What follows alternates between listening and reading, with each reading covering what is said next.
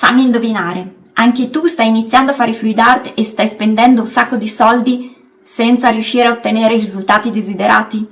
Allora fermati qui perché questo video fa per te.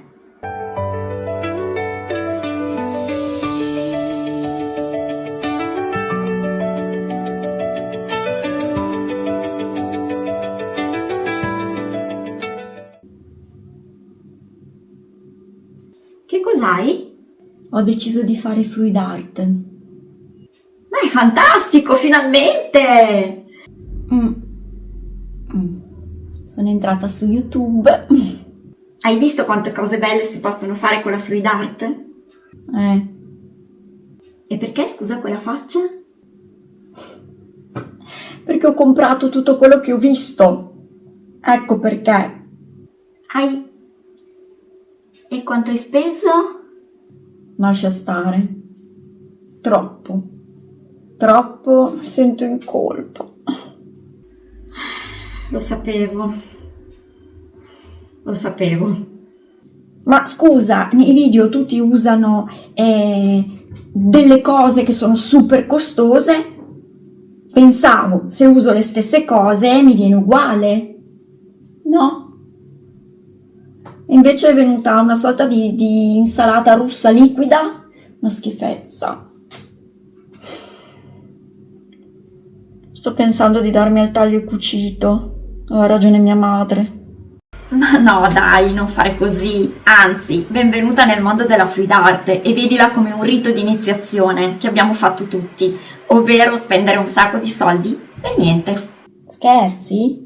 Non ti preoccupare, è un rito di passaggio. Ci siamo passati tutti. Certo, se qualcuno mi spiegasse dove sbaglio, sicuramente spenderei meno, avrei speso meno. Beh, in realtà ho altri video dove spiego questo, forse non li hai guardati, perché ti posso assicurare che si può evitare di spendere un sacco di soldi come hai fatto tu. E come? Se lo sai, dimmelo, perché il mio conto in banca vorrebbe saperlo. Anche perché tu sai quanto mi dura a me un flacone come questo. 2 colate. Tutto sul tavolo. Via, da buttare.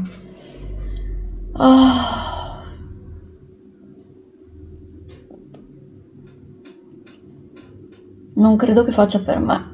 Ma no, non è così. Ti svelo un segreto. Perché questi prodotti non sono necessari, né per fare le prime colate né per realizzare le celle. Sì, tu dici che non servono colori da 18 euro al grammo, ma le celle senza questa roba non vengono. A me non vengono. Ci sarà un motivo se tutti gli artisti che vedo su YouTube usano questa roba qua. È un errore veramente comune pensare che tutti gli effetti che si vedano in fluid art dipendano da questi prodotti. Ma il vero segreto è capire come si comportano i colori.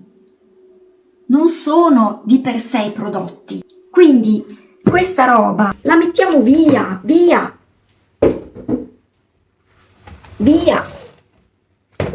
Quello che ti serve, banalmente, è una colla vinilica bianca tipo questa e colori acrilici economici. Ce ne sono veramente di tanti tipi e di tutti i prezzi. Inizia a dire qualcosa di interessante. Finalmente. Grazie. Cioè, quindi con una normale colla vinilica bianca e colori economici, cioè io posso creare le celle? Assolutamente sì. Ma ho dei video su questo. Li trovi anche sotto in descrizione. Cioè mi stai dicendo che con 20-30 euro praticamente potevo iniziare a fare fluid art?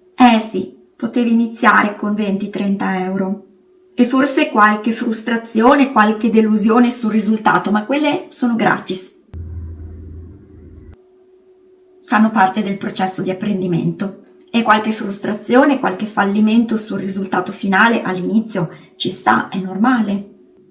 Comunque, colla o non colla, io butto via un sacco di materiale. Cioè o butto via perché non copro abbastanza e quindi viene un pasticcio, oppure c'è praticamente l'oceano Atlantico sul mio tavolo quando ho finito. Se non è una dispersione di denaro questa, anche lo spreco di colore può essere normale. Normale per chi? Ma ti spiego anche in questo caso come si può ridurre veramente al minimo. E come? Con il mio calcolatore digitale per pouring. Lo trovi sul mio sito web, è sufficiente che tu inserisca le dimensioni della tela che devi utilizzare e ti viene fuori la quantità totale di miscela che ti serve per ricoprire la superficie della tua tela. Quindi non più sprechi. Scusa, dirlo prima? Ma già l'ho detto in altri video e lo metto sempre scritto sotto in descrizione. Bisogna leggere anche quello che metto sotto in descrizione. Vamo là, che mi tocca seguirla davvero questa qui. Beh, se mi segui sicuramente potrai imparare tante cose sulla Fluid Art. Tipo le celle? Sì, anche le celle. Però quello che ti voglio dire è che prima di tutto, la prima cosa veramente da imparare a fare quando si inizia a fare Fluid Art è preparare i colori. Una noia mortale, già lo so come si preparano i colori. Una parte di colore e 2 parti di pouring medium, quindi di colla, più acqua, già lo so come si preparano i colori. Certo, queste però sono le proporzioni. Utilissimo da sapere perché è vero, i colori vanno preparati con una parte di colore e 2 di pouring medium più acqua. Hai detto benissimo, ma quello che non sai e che molti non sanno è che tutte le miscele, tutti i colori che noi andiamo a preparare, che andranno sulla nostra tela, devono avere tutti la stessa consistenza. E imparare questa cosa non è immediato, non è assolutamente immediato, serve allenamento, mano e occhio. Vabbè, e se non sono tutte uguali le consistenze? Perché è così importante? Io non ho capito. È importante perché i colori devono potersi muovere e scorrere sopra la tela tutti alla stessa velocità, tutti insieme. Se ne hai alcuni più viscosi, altri più liquidi, succederà che quello liquido scorre più velocemente, quello viscoso molto meno e non solo, spesso e volentieri non ti verranno gli effetti che desideri, ma non ti verranno nemmeno delle belle linee armoniose. È veramente la base. Ecco perché. Sai che inizi a dire delle cose veramente utili? Quasi quasi ti seguo sul serio. Costa niente, ti seguo. Io lo farei se fossi in te.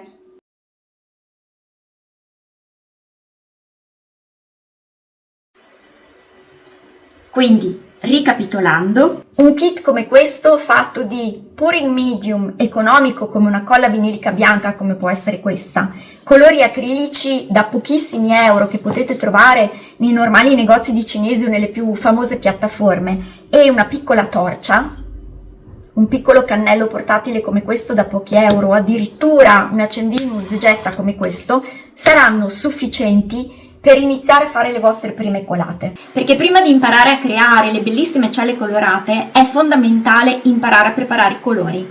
Consistenza desiderata per la data tecnica, quindi per fare in questo caso le celle, e che tutte le nostre preparazioni abbiano la stessa consistenza. Con queste semplici regole non hai più scuse. Se non l'hai ancora fatto, iscriviti, attiva la campanella e io ti aspetto con i prossimi video e ti accompagnerò nel viaggio dentro la Fluid Art.